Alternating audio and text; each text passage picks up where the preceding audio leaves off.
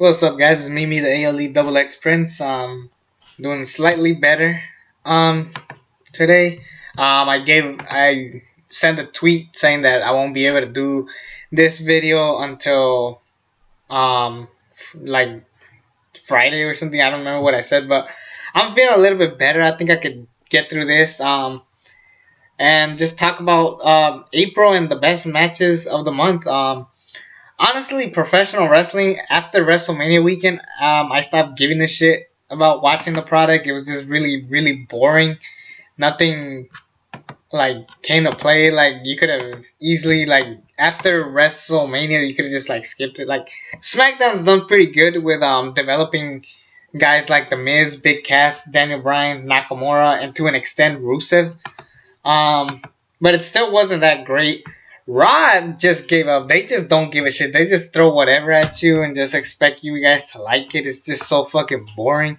The Greatest Royal Rumble, I don't give a shit what anybody says. That show was awful.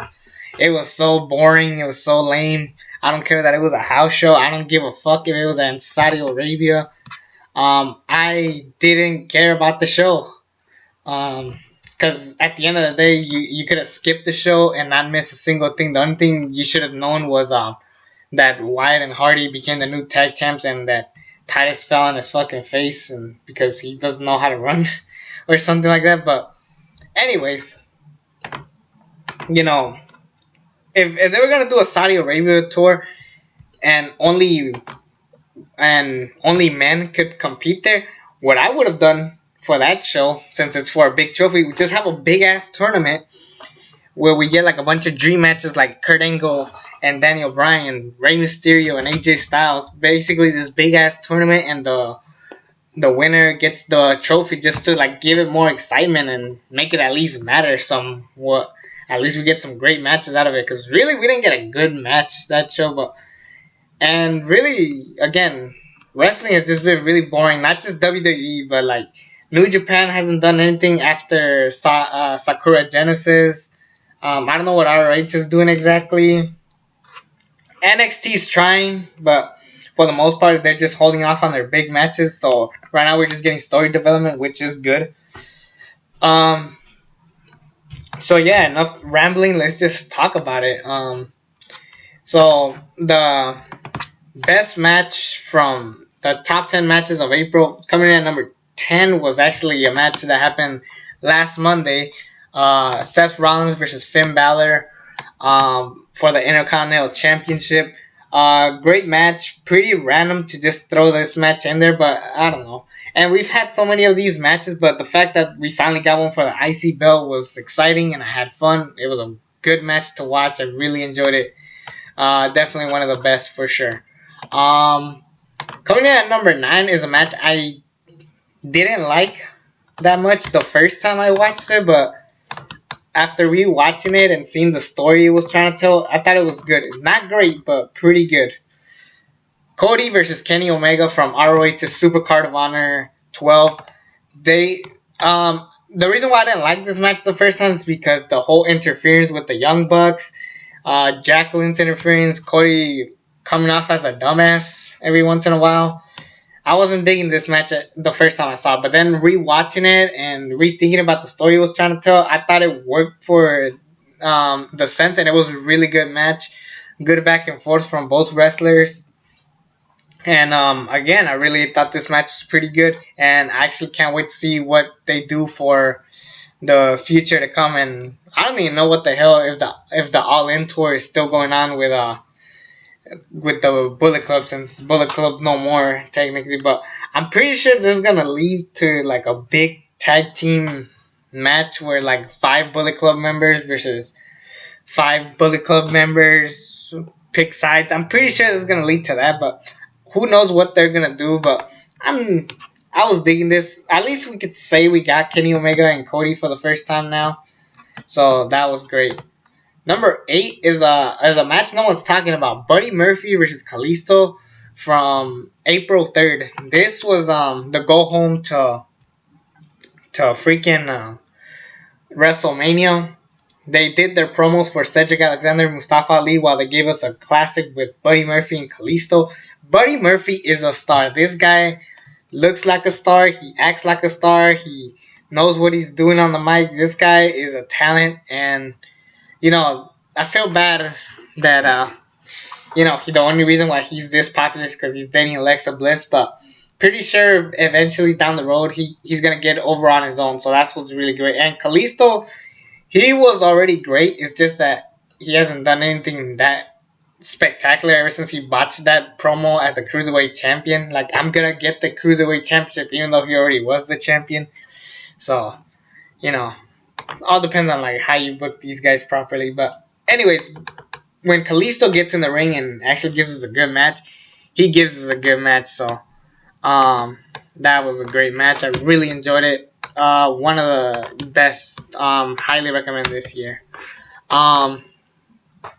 7. I had to put a WrestleMania match in here. Well, I didn't have to, but it's like a WrestleMania match needed to be up here, like eventually. But the reality, I never thought that this was gonna be the match of the night.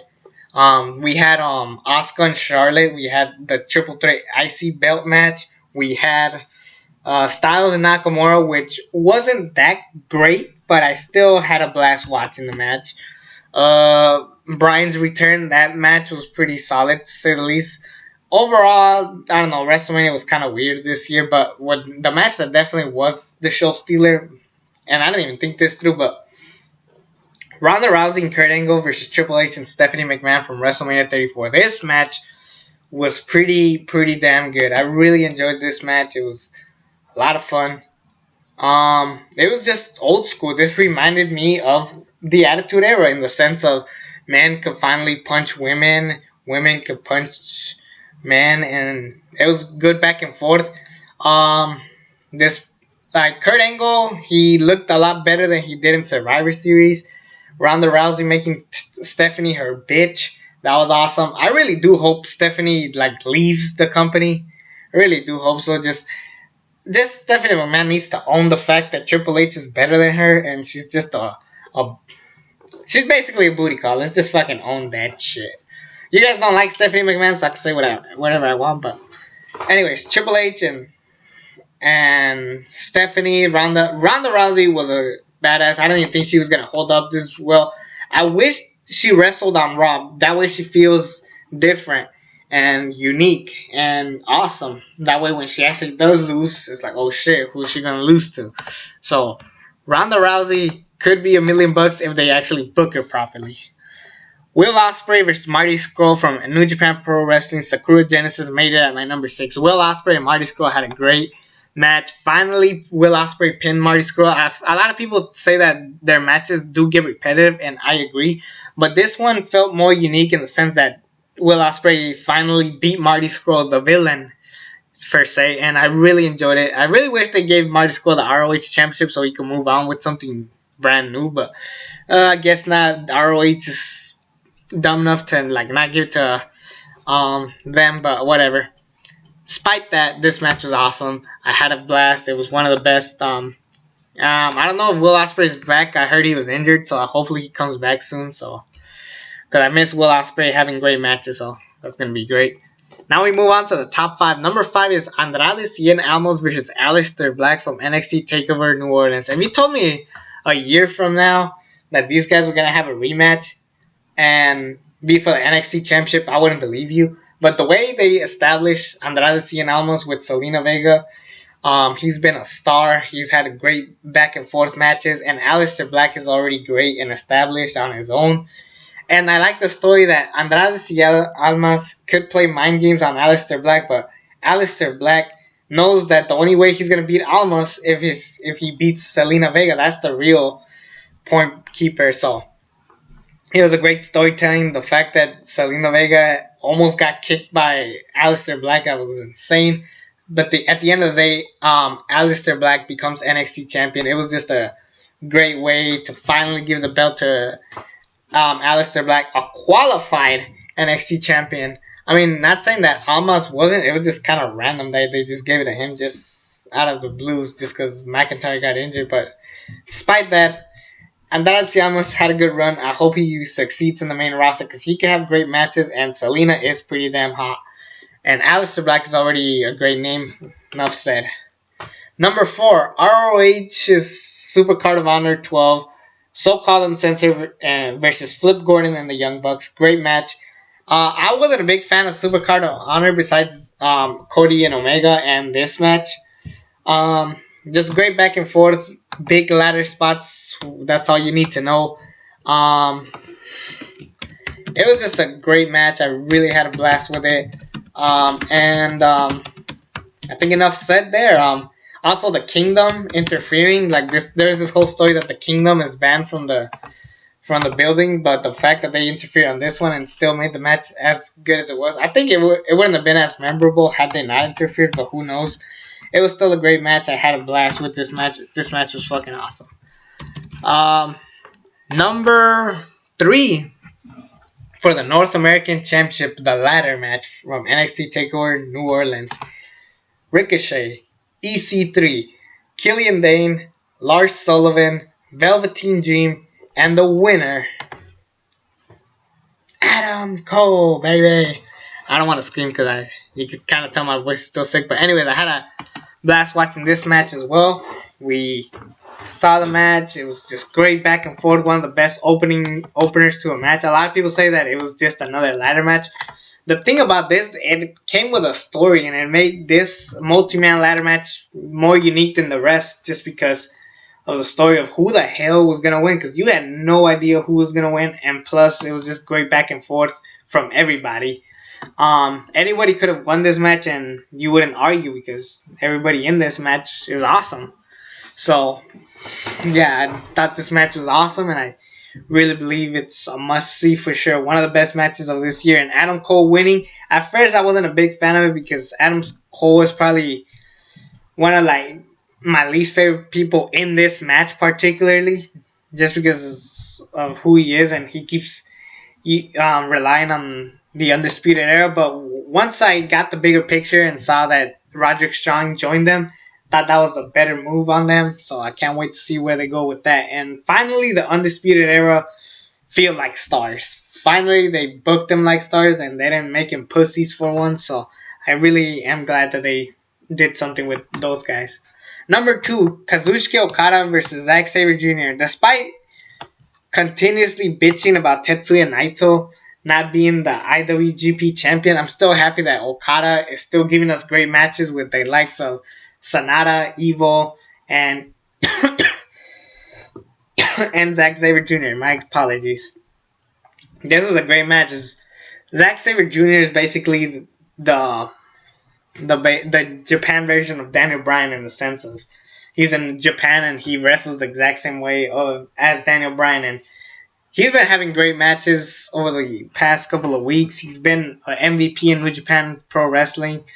Yeah, we had a great match with these two. Despite already knowing that Okada was going to win, I didn't care because I had a blast with this match, and I thought it was one of the best for sure. And easily one of the best matches of the year. This could have main evented Wrestle Kingdom, and I wouldn't complain with you guys. This match was incredible. I really, really enjoyed it. Honestly, one of the few highlights of the whole show. Like that, Ospreay and Scurll, like I mentioned, Club and Golden Lovers was fine. Everything else was, let's be real, New Japan has some shitty first hours when it comes to their pay-per-views or special events. If we could all agree on a negative with New Japan, it's that. And yeah, but this was one of the best matches of the month, but not the match of the month. Match of the month is pretty obvious. We say it all with me. 1, 2, 3. Johnny Gargano versus Tommaso Ciampa from NXT TakeOver New Orleans. The most anticipated match this entire year. These guys killed it. These guys are going to continue on having great matches. But it's all going to matter when the first official start of this rivalry begins. Because we had Tommaso Ciampa beating the shit out of Johnny Gargano, ending his NXT career just so he could become the next big thing. And then, sure enough, Gargano kept attacking him and said, fine, I won't leave until I get a match with him, an unsanctioned match to say the least. He kept harassing him, going to his house and shit. The only thing missing in this match was blood. And, you know, that really does make Lesnar and Reigns much more worse, honestly. If anything, let's just own it. Brock Lesnar and Roman Reigns was a dud in comparison to this. This was just a great match, great back and forth. They used turnbuckles. They played the story. They told the story. See, sometimes it's not about the dream match than it is about the story people are telling, because I guarantee you, no one would say Gargano versus Tommaso Ciampa is a match I've always wanted to see without that story. If that story wasn't around, I'm pretty sure this match would have just been another match. But yeah, this match was fantastic. I loved it. Top to bottom, great match. Again, if it had blood, it would have been even better. But the fact that they could still pull it off without blood, I'm still happy. And this match was incredible. Great. Maybe even the match of the year. Who the hell knows? But anyways, those are my 10 favorite matches of the month of April. Honestly, dude, wrestling's got to be better again in May, June, July. Because I'm tired of just waiting for the Big Four or waiting for New Japan to pull an epic show or the G1. But I want to have fun with wrestling. This is one of the laziest fucking years of professional wrestling. It really does show in this listing. But yeah, I really had a blast with the matches I talked about. Anyways, that'll be it. It's me, the ALE Double X Prince. Subscribe to the channel if you haven't already. And until then, I'm out.